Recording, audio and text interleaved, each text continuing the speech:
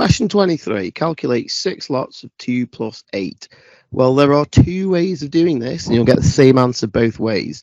So I'm going to write the same question twice, and then I'll explain to you what the two ways are.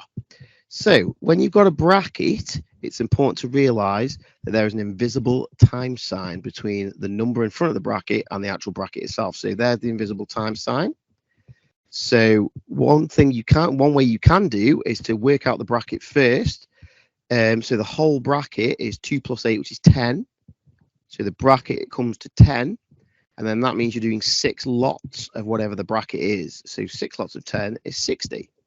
So if we just run through that again, so you're doing 6 lots of whatever the bracket comes to. So 2 plus 8 is 10, 6 lots of 10 is 60. So that's one way of doing it. But also the other way is to realize that everything in the bracket is times by the 6 in front of the bracket. Now, what we did on the left-hand side of the screen is we did everything in the bracket put together and then times 6. But what you could also do is everything in the bracket separately times by 6.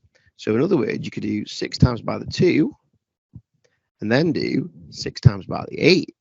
So 6 times by the 2 gives you 12, and 6 times by the 8 gives you 48. But then obviously it's 6 lots of 2 plus 6 lots of 8. 6 lots of 2 plus 6 lots of 8. 6 lots of 8, because you've got the plus sign in between.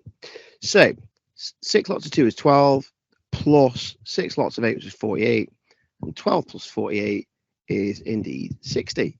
So you get the same answer both ways.